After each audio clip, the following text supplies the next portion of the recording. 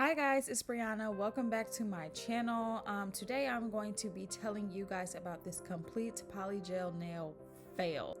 This is the Gershon kit from Amazon. I paid $58 for this kit before taxes. And y'all, this stuff was not as simple as all of these other YouTube videos are making it seem. So before you purchase and spend your coin on this, I definitely recommend that you watch this in its entirety to see the struggle because it was real.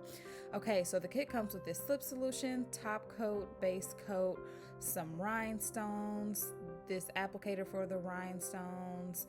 It comes with 6 different polygel nail colors. It also comes with these plastic dual forms, the paper forms. It also came with this instruction pamphlet, which just basically outlines all of the steps that you need to take to get a perfect application, which was not the case for me. It also came with this card, which I honestly don't remember what this was because I found it useless. And it also came with this dual-ended tool which you use to apply the polygel. One end has a spatula on it and the other is a brush. Okay, so I'm just gonna jump right into the application, and I just felt like leaving this more in real time so you can see what I'm doing. But first I decided to file down my real nail just a little bit to rough it up. The directions suggest that you do this in order for the gel to adhere to your nail.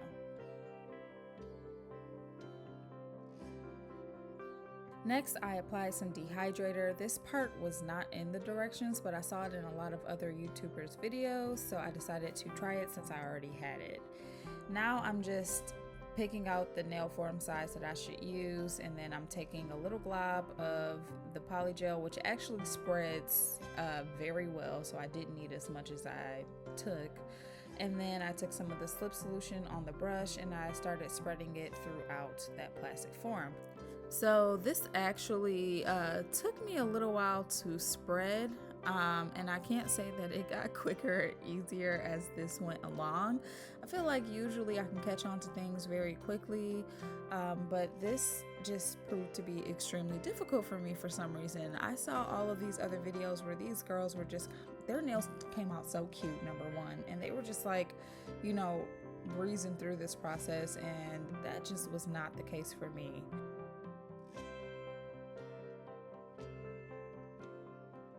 Once I finished spreading it, I was kind of confused as to how that was going to fit on my nail, so I just kind of hovered it over it to see what it looked like, and it was fine. So I put on the base coat. The directions says not to cure this before you put on the actual form, so I just jumped right into it to put on the form just to follow the directions.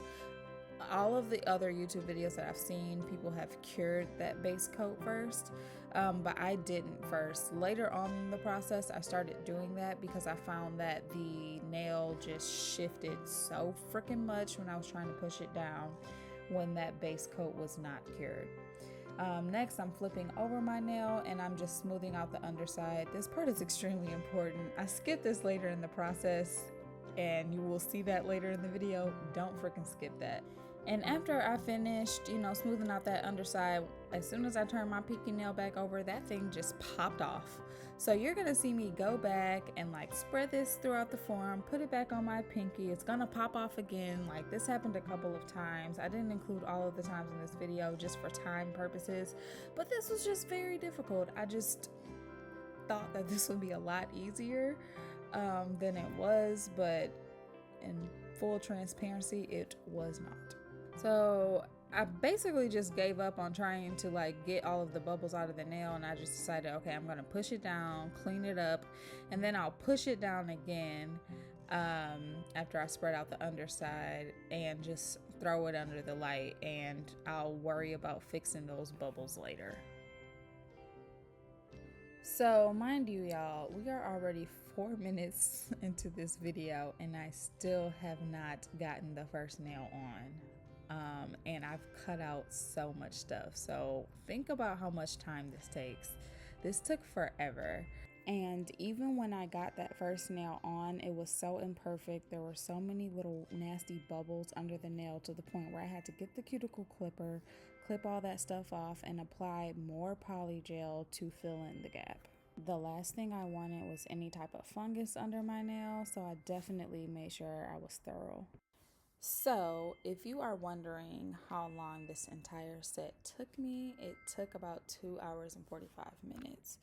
I feel like that is such a long time to sit there and do your own nails. I literally watched Sweet Magnolias on Netflix and just kind of like rocked through this.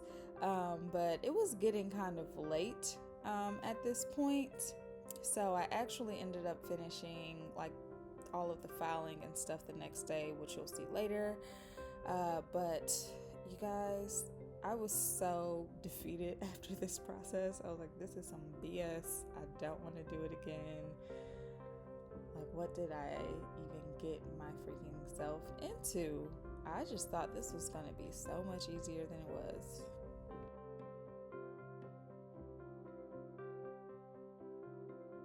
Okay, so it's the next day. All of the nails are on my fingers and they're done horribly.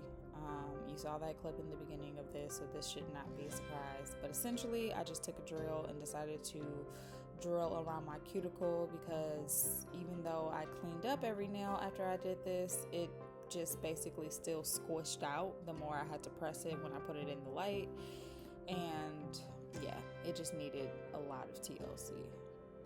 Okay, so now we're about to get to the part where I attempt to drill under the nail because the genius in me decided, okay, well, if this pops off every time you try to smooth out the underside, just stop smoothing it out. You can get that stuff off later. That was so false and so wrong. So first I started with like a small drill. This nail didn't really have like a huge clump under it. You'll see the nail after this has a huge one, and I basically had to take my cuticle clippers and just like clip off the globs. Do you see that? Do you see this glob? Like, how nasty is that? So essentially I just had to like clip it off that way, and I ended up having to cure it again because once I clipped into the glob, it was so gooey. So that is a huge lesson to learn because essentially you don't want this to happen. If it's wet on the inside of your nail, that's actually pretty freaking gross, and I definitely made them too thick, so I guess I shouldn't be that surprised. So this is after I filed them. I kind of skipped that process. They were actually pretty easy to shape and file. I'm not the best filer or shaper by any means, but I already knew this going into it. So all of this is basically just to say that if you are a beginner or if you're not used to working with a medium like this, you may just want to hold off because this was not easy. I did a couple of other sets that actually turned out really well, so maybe I will record another video later for you guys with my new method, but at this point I was just kind of done and over it. The next day I went back and decided these were way too long because I never wear my nails this long, and when I cut them down I had all of these huge globs of goo on the inside of the nail. So yeah, don't make them too thick. Don't do what I did, and if you're a beginner, you may just want to even rethink this whole process because this was definitely a purchase that I low-key regret making. So I hope you guys enjoyed me keeping it 100% real with you all. As always, please don't forget to like and subscribe. Have a great day.